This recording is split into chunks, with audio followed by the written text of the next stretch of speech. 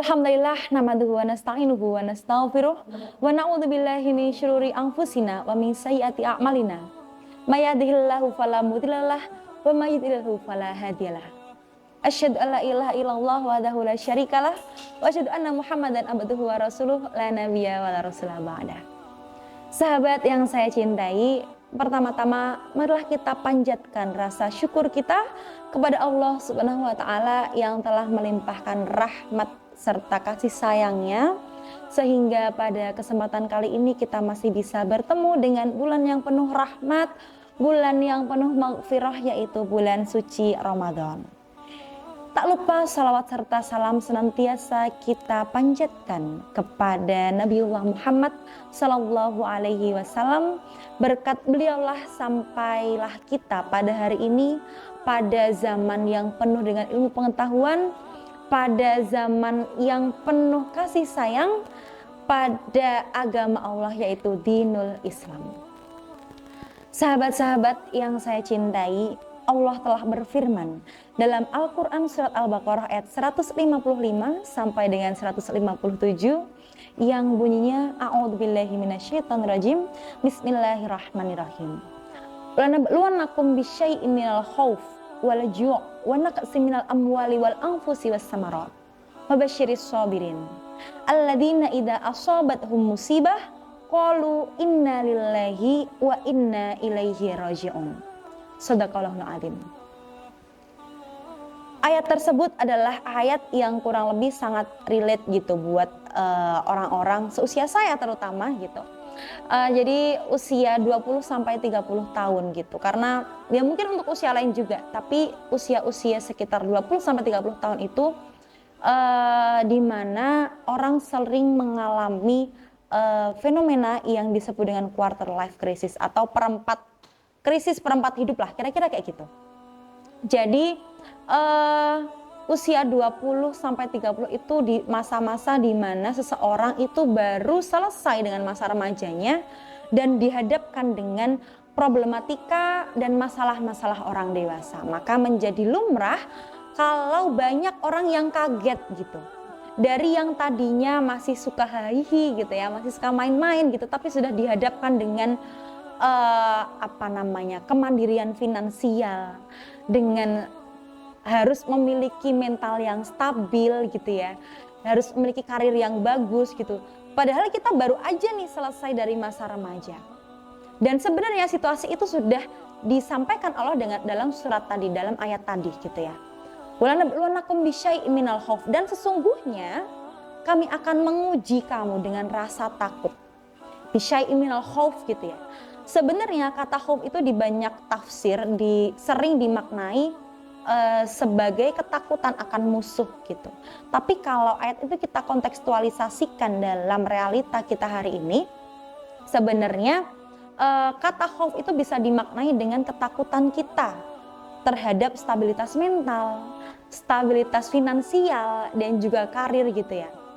Ini aku umur segini kok masih sering depresi gitu ya.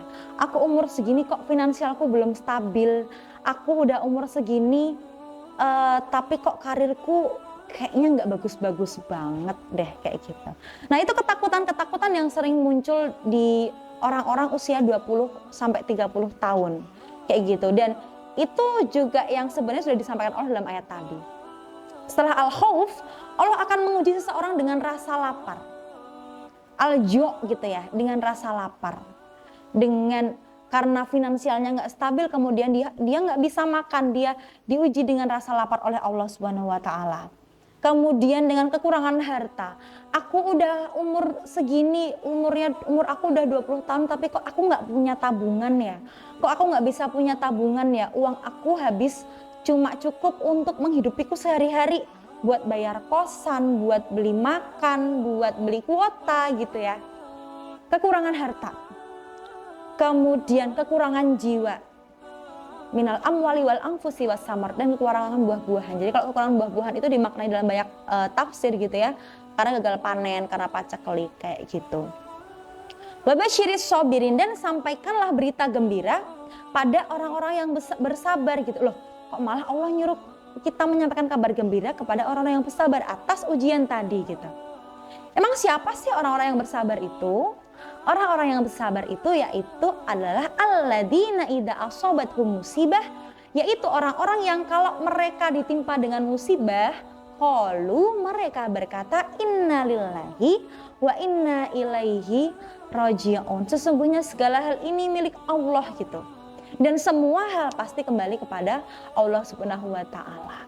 Jadi kalau teman-teman merasa khawatir, merasa kok hidupku tuh kayaknya sengsara banget gitu, kok hidupku tuh menderita banget, aku nggak punya tabungan, ini masa depanku nggak jelas, ucapkan innalillahi wa inna ilaihi rajiun, karena sesungguhnya semua yang di dunia ini hanyalah titipan gitu, semua milik Allah dan semua pasti kembali kepada Allah. Jadi teman-teman nggak perlu khawatir yang berlebih gitu. Itulah pentingnya kenapa kita harus melibatkan Allah dalam banyak hal. Kemudian di atas 156 ada 157 yang berbunyi ulaika alaihim shalawatum mir rabbihim warahmah. Mereka itulah orang yang memperoleh ampunan dan rahmat dari Tuhannya. Wa ulaika humul muhtadun, dan mereka itulah orang-orang yang mendapatkan petunjuk. Jadi teman-teman, ketika kita merasa khawatir, ketika kita merasa takut gitu ya, jangan lupa kita harus melibatkan Allah dalam setiap sendi kehidupan kita. Dalam pekerjaan, kok pekerjaanku kayaknya bikin aku pusing banget, libatkanlah Allah. Kok kayaknya tabunganku sedikit banget, aku harus gimana gitu, libatkanlah Allah. Apa kira-kira amalan yang bisa aku lakukan gitu dengan hartaku supaya hartaku menjadi berkah.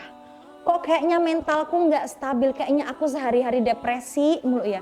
Libatkanlah Allah, jangan lupa berdoa, jangan lupa sholat, jangan lupa memohon kepada Allah. Kembalikanlah semua harapan itu hanya kepada Allah Subhanahu wa taala. Mungkin itu yang bisa saya sampaikan. Mohon maaf kalau banyak kesalahan. Semoga kita bisa dipertemukan dengan bulan Ramadan di tahun-tahun mendatang. Billahi fi sabilil haq fastabiqul khairat. Wassalamualaikum warahmatullahi wabarakatuh.